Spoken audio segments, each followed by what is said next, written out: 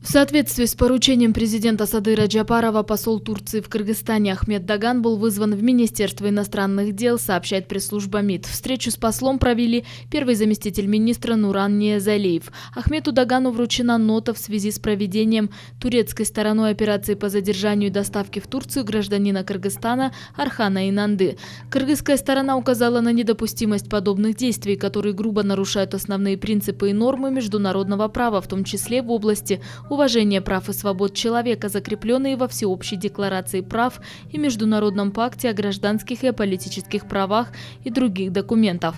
Кыргызская сторона призвала турецкую сторону вернуть Архана Инанды в Кыргызстан и принять необходимые меры с целью обеспечения должного с ним обращения, недопущения применения к нему насильственных и унижающих достоинства действий в соответствии с нормами международного права. В свою очередь посол сказал, что Архан Инанды является гражданином Турции и признается исключительно как гражданин Турции. Он отметил, что турецкая сторона не заявляла о проведении операции на территории Кыргызстана, говорится в сообщении МИД. МИД Кыргызстана, в свою очередь, обещает приложить все необходимые усилия для возвращения Инанды и защиты его прав и законных интересов как гражданина Кыргызской республики в соответствии с Конституцией и нормами международного права. Напомним, президент образовательной сети САПАД Архан Инанды пропал в ночь на 1 июня.